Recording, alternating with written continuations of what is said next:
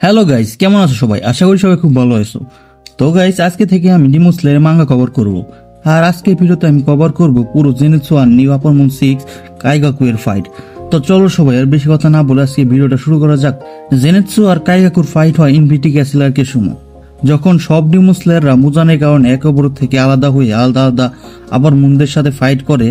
আর এইদিকে জেনেৎসুর কান বেশি শার্প থাকার কারণে সে ইনফিনিটি ক্যাসেলে ঢোকার পরেই কাইগাকুর দিকে এগিয়ে যেতে থাকে।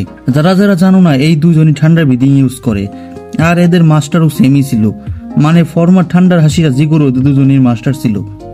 জিগোরোর স্টুডেন্ট হওয়ার আগে জেনেৎসু একটা ফাঁকিবাজ ছেলে ছিল যে একটা মহিলার কাছে ঋণে পড়েছিল, আর ওই মহিলার টাকা পরিশোধ করে জিগোরো জেনেৎসুকে নিজের স্টুডেন্ট বানিয়ে নেয়। আর অপরদিকে কাইগাকু শুরু থেকে ইভিল ছিল, সে বেঁচে থাকার জন্য সবকিছুই করতে পারতো। ও বেঁচে থাকার জন্য যে কোনো ধরনের খাবার খেয়ে ফেলতো, আরেকজনের টাকা পয়সা চুরি করতো, আর সে নিজের জীবন বাঁচানোর জন্য আরেকজনের জীবনকেও বিপদে ফেলে দিত। আর সে এমনটাই করেছিল স্টোন হাসিরা গিউমি আর তার সিবিলিংসদের সাথে। বেসিক্যালি গিউমি একটা টেম্পলে থাকতো তার সিবিলিংসদের নিয়ে, তারা কেউ ব্লাড রিলেটেড ছিল না, তবু একে অপরকে ভাই বোনই মানত। আর তাদের সাথে কাইগাকু থাকতো। কিন্তু একদিন কাইগাকু কিছু চুরি করার সময় ধরা পড়ে যায়, তার জন্য সে টেম্পল ছেড়ে পালিয়ে যায়। যখন রাত হওয়ার পরেও সে টেম্পলে ফিরে আসে না, তখন ওর পিছনে একটা ডিমন পড়ে যায়। আর নিজের জীবন বাঁচানোর জন্য সে ওই ডিমনটাকে গিউমি আর তার সিবলিংসদের খাওয়ার অফার দেয়। এরপর ডিমনটা তার অফারে রাজি হয়ে যায়। সে টেম্পলটার লোকেশন ওই ডিমনটাকে বলে দেয়, আর টেম্পলের সাইডে থাকা সব উইস্টেরিয়া প্লেয়ারগুলো সরিয়ে দেয়। যারা যারা জানো না উইস্টেরিয়া প্লেয়ারের কাজ কি তাদের জন্য, বেসিক্যালি উইস্টেরিয়া প্লেয়ার ডিমনদের কাছে বিষের মতন। এই ফুলের আশেপাশেও কোনো ডিমন আসতে পারে না। সো কাইগাকু এই ফুলগুলো শোষণা পরে ডিমনটি গিউমি আর তার সিবলিংসদের উপর অ্যাটাক করে। এরপরে ডিমনটি 4টা বাচ্চাকে ওখানে মেরে ফেলে, আর 3টা বাচ্চা গিউমির কথা না শুনে তার থেকে দূরে পালিয়ে গেলে ডিমনটি তাদেরও মেরে ফেলে। আর সব থেকে ছোট বাচ্চাটি গিউমির কথা শুনে ওর পিছনে লুকিয়ে পড়ে, আর গিউমি যে কোনো ভাবে তাকে বাঁচাতে যেত। তাই সে ডিমনটিকে রাত থেকে দিন হওয়া পর্যন্ত ঘুষি মারতে থাকে, সানরাইজ হওয়া পর্যন্ত। আর সানরাইজ হলে ডিমনটি মারা যায়। এই ইনসিডেন্ট হওয়ার পরে গিউমি তার নিজের শক্তি বুঝে, আর সে ডিমন স্লেয়ার জয়েন করে। আর এদিকে কি জানি কেমন করে কাইগাকু জিগোরোর স্টুডেন্ট হয়ে যায়, আর ঠান্ডার ব্রিদিং এ জেনেৎসুর থেকে ভালো পারফরমেন্স করে। এরপরে যখন ও একটা মিশনে যায়, তখন ওর সামনে পড়ে আপার মনোয়ান কুকুশিবু। কুকুশিবুর ওরা ফিল করে সে বুঝে যায় সে তাকে কোনোভাবে হারাতে পারবে না, তাই সে তার জীবন ভিক্ষা চায় কুকুশিবুর কাছে।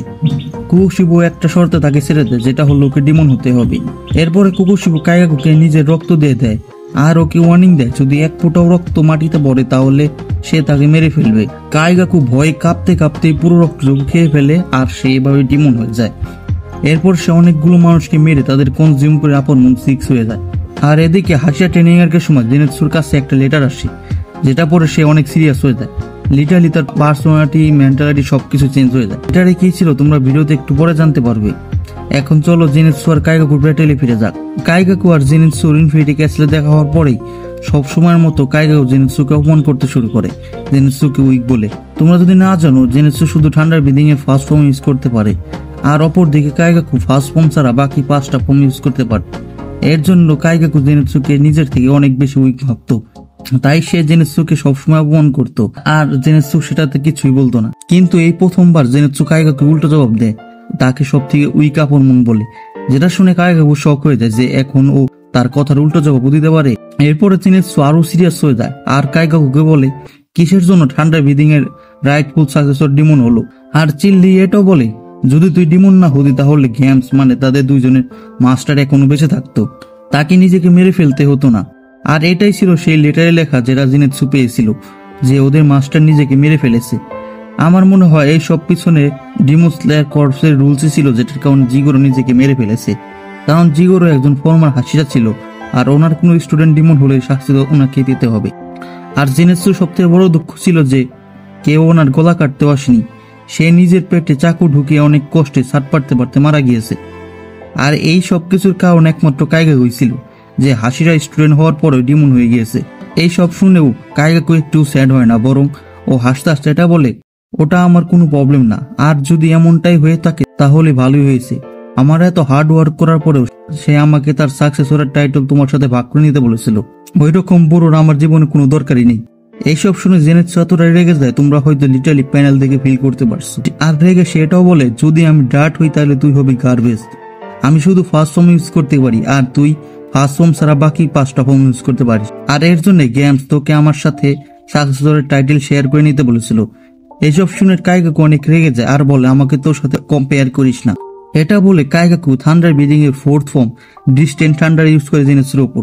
জেনেটসু অ্যাটাক অনেক সহজে ডজ করে ফেলে। ইনফ্যাক্ট ও কাইগাকুর উপর কাউন্টার অ্যাটাকও করে দেয়, যেটা এত ফাস্ট ছিল কাইগাকু কিছুক্ষণ পরে সেটা টের পায়। এটা করার পরে জেনেটসু অনেক ব্যাড মোডে কাইগাকুকে বলে টু স্লো ড্যাশ। এইসব দেখে কাইগাকু অনেক বেশি শক হয়ে যায় যে এটাই সে আগের কাই বেবি জেনেটসু।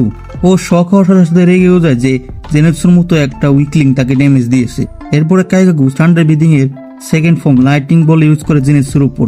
জেনেটসু কোনোভাবে এই অ্যাটাকটা ডজ করে আর শক হয়ে যায়। এটা ভেবে কাইগাকু একটা সিঙ্গেল মুভমেন্টে এখন সবগুলো ফর্ম ইউজ করতে পারে। এটার জন্য জেনেটসু শিওর হয়ে যায় যে কাইগাকু ইতিমধ্যে অনেকগুলো মানুষকে কনজিউম করেছে। আর সে কাইগাকু এটা বলে তুমি কি এখন কি ভুল আর কি সঠিক তার মধ্যে পার্থক্য খুঁজে পাচ্ছ না? এটা শুনে কাইগাকু জেনেটসুর উপর থান্ডার ব্রিদিং এর 3rd ফর্ম ইউজ করে আর বলে আমি জানি কোনটা ভুল আর কোনটা সঠিক। যারা আমাকে কারেক্টলি যা একসেপ্ট করবে তারাই সঠিক আর বাকিরা সবাই ভুল। এটা বলে কাইগাকু নিজের ওভারওয়েলমিং পাওয়ার দিয়ে জেনেটসুর উপর একের উপর এক অ্যাটাক করতে থাকে। আর এই অ্যাটাক গুলো কাইগাকুর ব্লাড ডিমন আর্টের জন্য আরো বেশি ডেডলি হয়ে যায়, কারণ এই অ্যাটাক গুলোর স্ল্যাশ পুরো বডিতে পড়ে ক্র্যাক হয়ে তার স্কিনকে ফাটিয়ে ফেলে। এরপরে কাইগাকু 6th ফর্ম ইউজ করে জেনেটসুকে ইনফিনিটি গ্যাসলে নিচে ফেলে দেয় আর বলে আমি ডিমন হয় আমার কোনো আফসোসই নেই, বরং আমি আরো খুশি হয়েছি ডিমন হয়ে। ডিমন হওয়ার পরে আমি আগের থেকে আরো বেশি পাওয়ারফুল হয়ে গেছি। এটা শুনে জেনেটসু নিজেদের পুরোনো দিনের কথা ভাবতে থাকে, যেখানে ওর মাস্টার ওকে সবসময় বলতো কাইগাকু থেকে কিছু শেখার জন্য। আর ওর এটাও মনে পড়ে যে কিভাবে বাকি সবাই কাইগাকুকে অপমান করতো সে ফার্স্ট ফর্ম ইউজ করতে পারে না বলে। এর জন্য কাইগাকু জেনেটসুকে আরো বেশি হেট করতো, কারণ জেনেটসু ফার্স্ট ফর্ম ইউজ করতে পারে। অপরদিকে এই কারণে জেনেটসু কাইগাকুকে হেট করতো।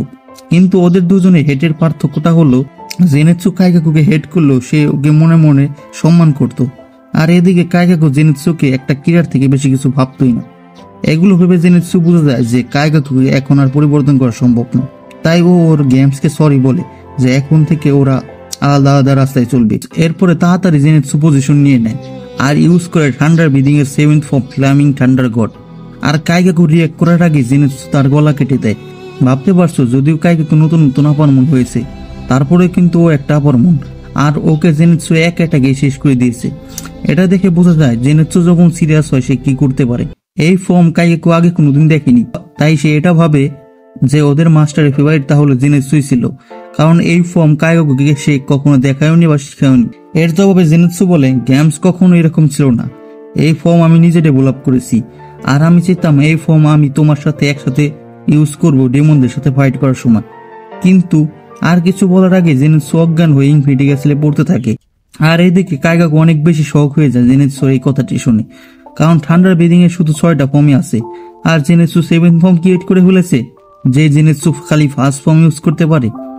এখানে লিটারালি কাইগাকু মারা যাওয়ার আগেও এটা একসেপ্ট করতে পারছে না যে ওকে জেনেটসু হারিয়ে দিয়েছে। এরপরে ও এটা রিয়েলাইজ করে যে ও এখনো পুরোপুরি হারিনি, কারণ ওর সাথে জেনেটসু নিচে পড়ছিল আর জেনেটসুর এক ফুটটাও স্ট্যান্ড বেশি নাই যে সে উঠে দাঁড়াবে। কিন্তু সেই সময় কাইগাকুর সাইড দিয়ে তামায়ের রেসিস্ট্যান্স চলে আসে আর বলে ভালো লোকের সাহায্য করার জন্য সবসময় কেউ না কেউ চলে আসে আর খারাপের একাগে মারা যায়। এরপরে সে জেনেটসুকে বাঁচিয়ে নেয় আর এদিকে কাইগাকু এখানেই মারা যায়। এরপর আমরা জেনেটসুকে একটা অন্য ওয়ার্ল্ডে দেখতে পাই, যেখানে সে তার মাস্টারের কাছে ক্ষমা চাচ্ছিল আর বলে সরি আমি কাইগাকুর সাথে এক হতে পারিনি, আপনি আমাকে অনেকগুলো লেটার লিখেছিলেন তবুও আমি এটা করতে পারিনি, আর আপনার লেটারগুলোর জবাব দেইনি আমি। এর জন্য জেনেটসু কাইগাকুর এই অবস্থার জন্য নিজেকে দোষী করে। এটা শুনলে ওর মাস্টার কেঁদে কেঁদে বলে you are my pride and joy. আর এর মধ্যেই জেনেটসুর জ্ঞান ফিরে আসে। দ্যাটস ইট গাইস, এই দুজনের ফাইট এ পর্যন্ত ছিল আর আজকে ভিডিওটাও। এরপরে ভিডিওতে আমি আপার মুন 3 আকাজা সম্পর্কে কথা বলবো। সো গাইস, তোমরা যদি ওই ভিডিওটা দেখতে চাও তাহলে এই ভিডিওটাকে একটা লাইক করে দিও, আর ইউটিউব থেকে দেখে থাকলে চ্যানেলটাকে সাবস্ক্রাইব করে দিও, আর ফেসবুক পেজ থেকে দেখে থাকলে পেজটাকে ফলো করে দিও। ব্লু লকের পার্ট 3 আসতে একটু দেরি হবে, সো সেটার জন্য তোমরা একটু ওয়েট করো। আর তুমি যদি আমাকে উইকলি মাঙ্গা কভার করতে দেখতে চাও তাহলে আমার ফার্স্ট চ্যানেলটাকে সাবস্ক্রাইব করে দিও। ফার্স্ট চ্যানেলে বর্তমানে আমি শুধু ব্লু লকের উইকলি মাঙ্গা কভার করছি, কিন্তু কিছুদিন পর থেকে আমি ওয়ান পিস বোর্ডো সহ আরো অনেক উইকলি মাঙ্গা কভার করব। আর ভিডিওতে যদি আমি কোনো ক্যারেক্টারের নাম ভুল উচ্চারণ করে থাকি তাহলে আমি আন্তরিকভাবে দুঃখিত। সো গাইস, আজকে ভিডিওটা এই পর্যন্ত ছিল, দেখা হবে পরে কোনো ভিডিওতে। ততক্ষণের জন্য বাই।